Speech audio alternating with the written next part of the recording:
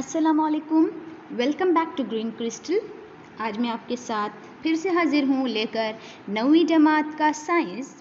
तो टॉपिक शुरू करने से पहले मैं आपको कुछ दिखाना चाहती हूँ। ये देखिए मेरे हाथ में क्या है, ये क्या है, चॉक पीस है ना।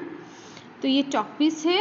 अगर हम इसको दो टुकड़ों में कट करेंगे या फिर दो से छोटे टुकड़ों में कट करेंगे तो इसके जो है बहुत सारे टुकड़े बन जाएंगे, है ना।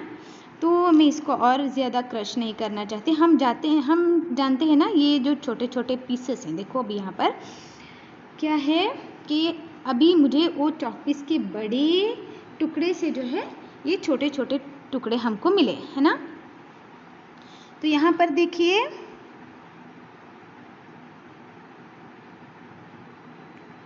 ये छोटे टुकड़े है ना।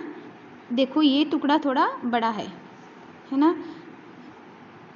ये बड़ा टुकड़ा है और इसको अगर हम और ज़्यादा क्रश करेंगे और ज़्यादा तोड़ेंगे तो ये और छोटे छोटे छोटे छोटे टुकड़ों में तकसीम होता जाता है ना, और तकसीम होता जाता है। लेकिन आखिर में ये क्या है, यहाँ देखिए, आप देख सकते हो ना किस तरीके से ये क्या है जो मेरे हाथों पे जो लगा है उसको देखें। ये क्या है, इसको क्या, ये जो पाउडर है, यानी कि आखिरी छोटे छोटे जो ज़र्रे हैं, क्या इन ज़र्रात को हम और तकसीम कर सकते हैं। ये वाला देखो, यहाँ देखें, क्या ये छोटे जो ज़र्रे हैं इनको हम और तकसीम कर सकते हैं आखिर में? ओके, नहीं कर सकते ना। ये देखो, हमको ऐसे लग रहा है कि ये ख़त्म हो गए, लेकिन ये ख़त्म नहीं होते, बल्कि पेपर से मेरे हाथ को चिपक रहे हैं, हाथ से पेपर को चिपक जाते हैं। जब मैं अपना हाथ धोऊंगी तो ये पानी में हल होकर कहीं और चले जाएंगे। हो सकता है दरियाओं में जाएं, यहाँ जाएं, वहाँ जाएं, कहीं भी जा सकते हैं, लेकिन ये जो है टुकड़े ख़त्म नहीं होते। तो ये बात याद रखिए। आज का जो हमारा टॉपिक है इसी चीज़ से रिलेटेड है। तो हम पढ़ रहे हैं जौहर, सालिमात और आयन, 9वीं जमात का साइंस। ओके, जौहर, सालिमात और आयन हम पढ़ रहे हैं। जौहर यानी एटम, सालिमात यानी मॉलिक्यूल्स और आयन यानी आयन। ओके, जौहर और सालिमात और आयन के बारे में। तो टॉपिक की तरफ जाने से पहले मैं तुमको एक और चीज़ बताना चाहूँगी कि ये जो एटम की बातें हैं, है ना, ये एटम या जौहर जो भी है, इसकी जो बातें हैं, हम हमारी जो हिंदुस्तानी तारीख़ में या फिर बहुत कदीम ज़माने से जो है तसव्वुर चलता आ रहा है। ओके, हिंदुस्तान में जो है मादे की तकसीम पज़ेरी का तसव्वुर 500 कबले मसीह से ही होता आ रहा है। ओके, 500 कबले मसीह से ही हिंदुस्तान में मादे की तकसीम पज़ेरी का तसव्वुर है।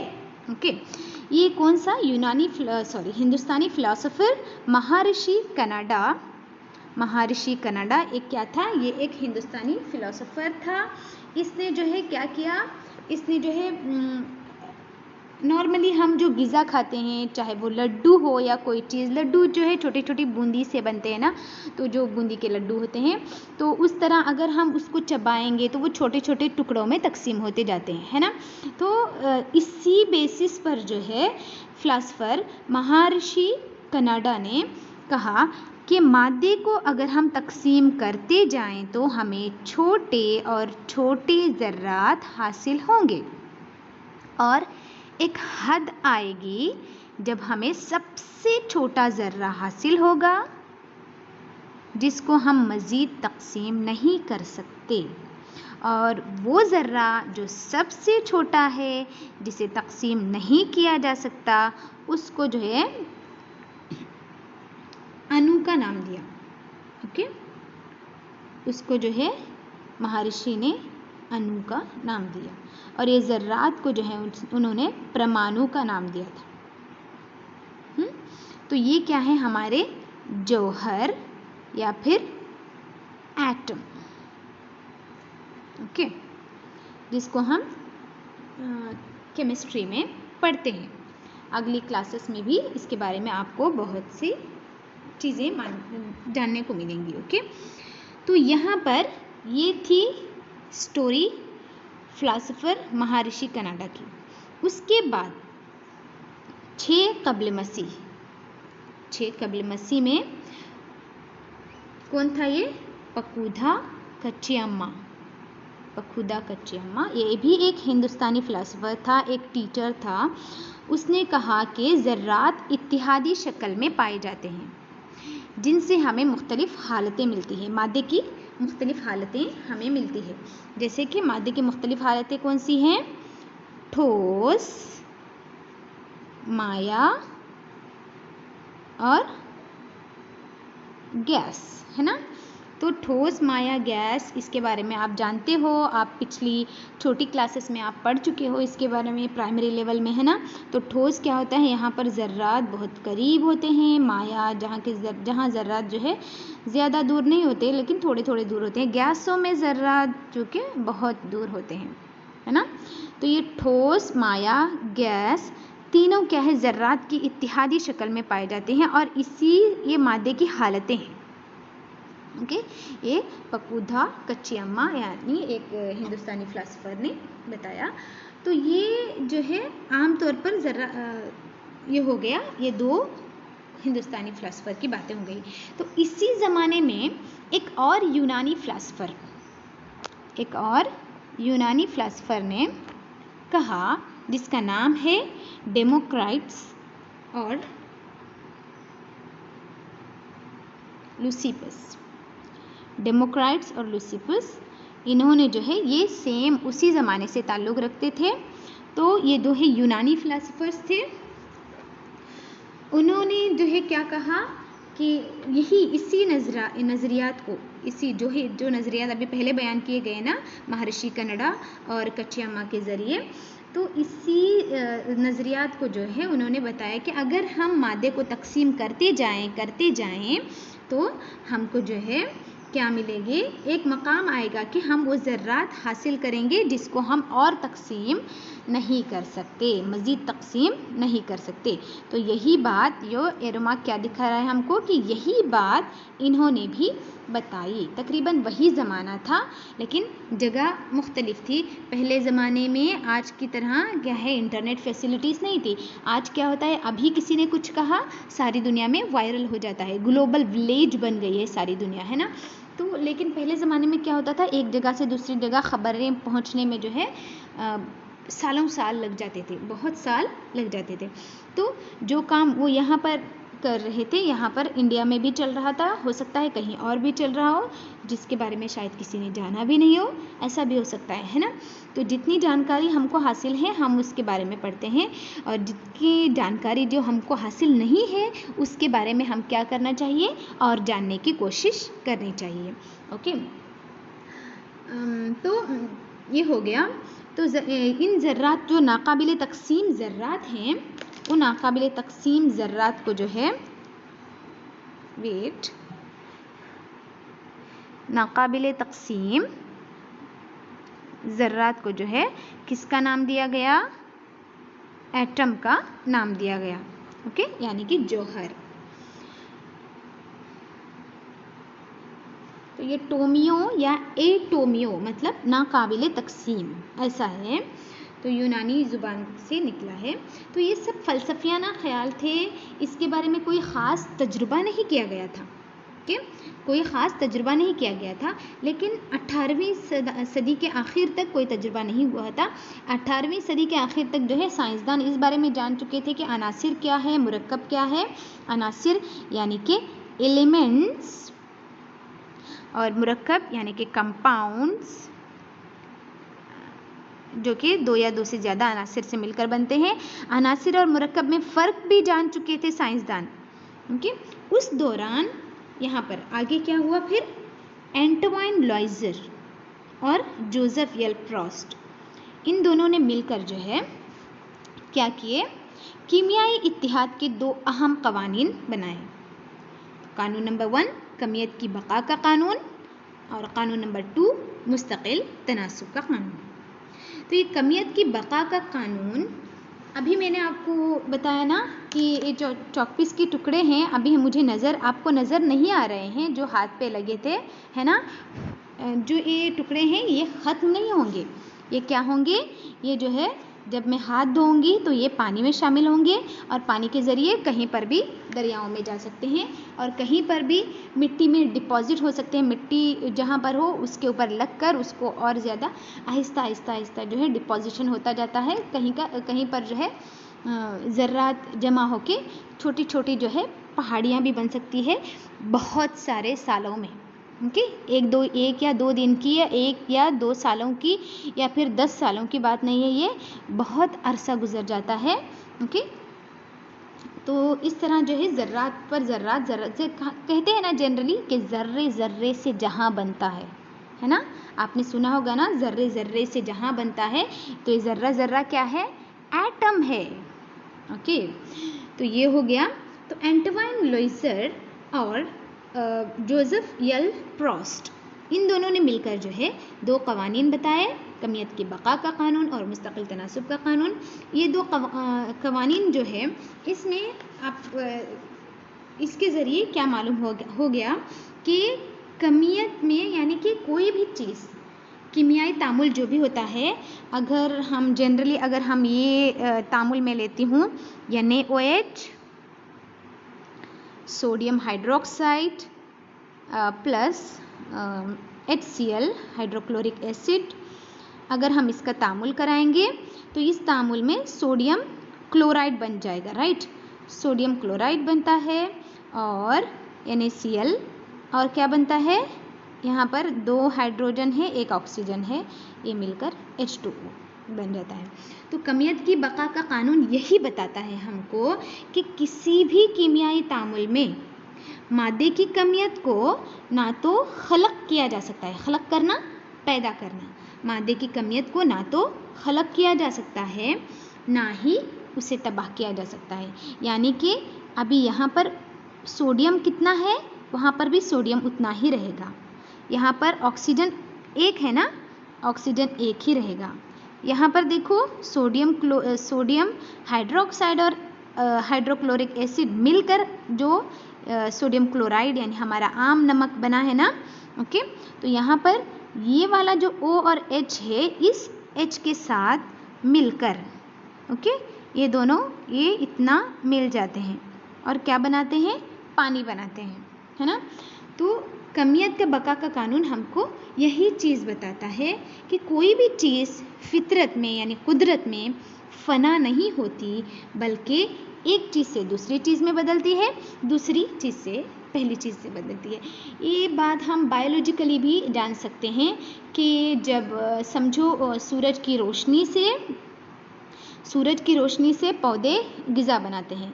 ये पौधों वाली ग़िज़ा जो है क्या करते हैं, पौधों की जो ग़िज़ा है, पौधे जो ग़िज़ा बनाते हैं वो जो सब्ज़खोर जानदार हैं वो हासिल करते हैं पौधों को खाकर। ओके, और ये सब्ज़खोर जानदार जो हैं ये क्या करते हैं, सब्ज़खोर जानदारों को जो है गोश्तखोर जानदार खाते हैं।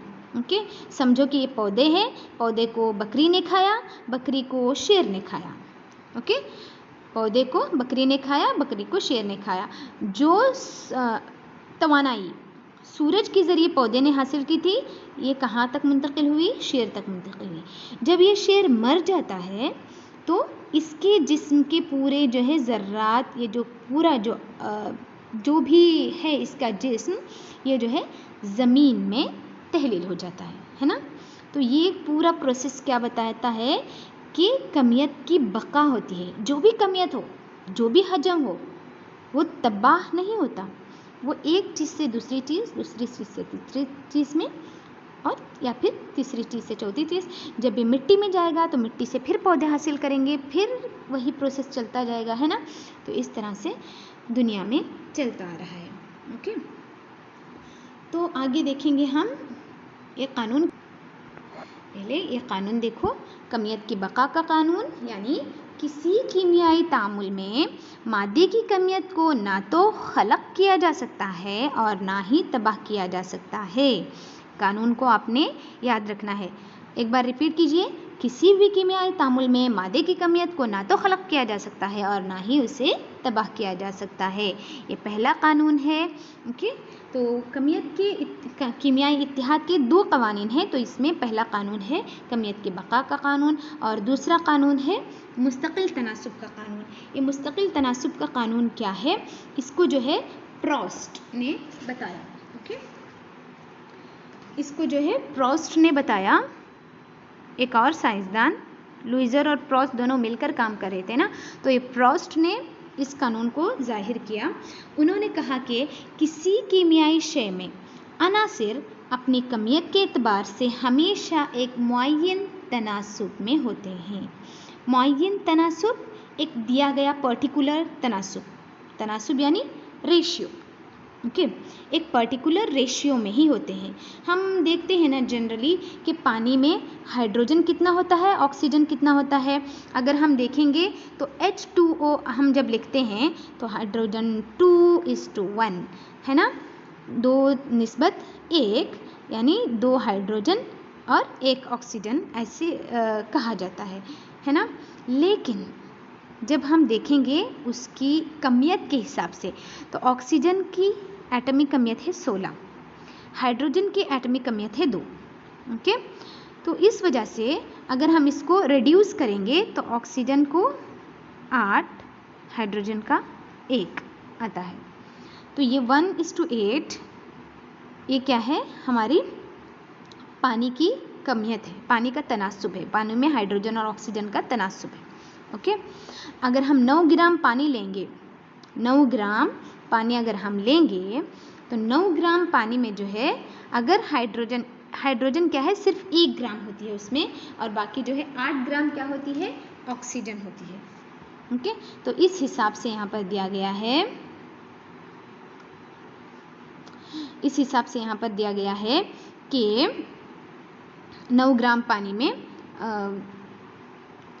ऑक्सीजन 8 ग्राम, हाइड्रोजन 1 ग्राम होगा।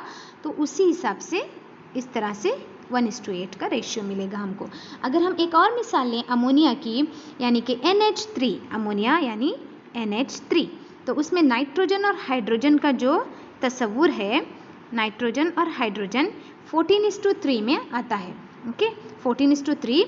नाइट्रोजन की एटॉमिक कमियत है 14 और हाइड्रोजन की एटॉमिक कमियत है 1।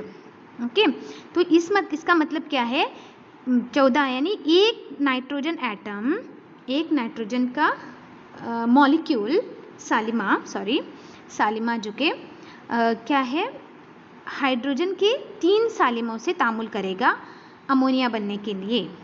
ओके, अमोनिया के 2 सालिमे बनते हैं।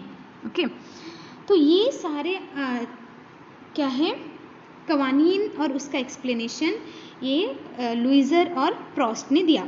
इसके बाद जो है आगे भी बहुत सारे मसले साइंसदानों को दरपेश थे।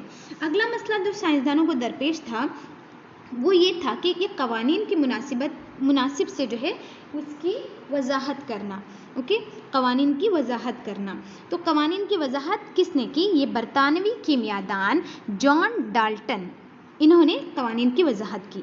मादे की माहियत यानी कि मादे की बुनियादी खासियत जो होती है उसके हिसाब से उन्होंने बुनियादी नज़रिया बनाया। और ये बुनियादी नज़रिया किसकी बेस पर था, कीमियाई इत्तिहाद के कवानीन, यानी कि क्या है, कमियत की बका का कानून। ओके, कमियत की बका का कानून और एक कौन सा कानून, मुस्तकिल तनासुब का कानून। ओके, मुस्तकिल तनासुब का कानून। तो इन दोनों कवानीन की बेस पर, इन दोनों कवानीन की बुनियाद पर बरतानवी कीमियादान जॉन डाल्टन ने जो है क्या किया, एक नज़रिया पेश किया जिसको हम कहते हैं डाल्टन की एटॉमिक थियरी। ओके, डाल्टन की एटॉमिक थियरी या फिर जौहरी नज़रिया। ओके, या फिर जौहरी नज़रिया कहते हैं। तो इंशाल्लाह जौहरी नज़रिए के बारे में हम कल कंटिन्यू करेंगे, अगली वीडियो में कंटिन्यू करेंगे। आज के लिए सिर्फ इतना ही काफ़ी है। ये आपका इंट्रोडक्शन था जौहर, सालिमात और आयन के लिए। तो अगली वीडियो के लिए देखते रहिएगा ग्रीन क्रिस्टल। तब तक के लिए अल्लाह हाफिज़, जज़ाकल्लाह खैर।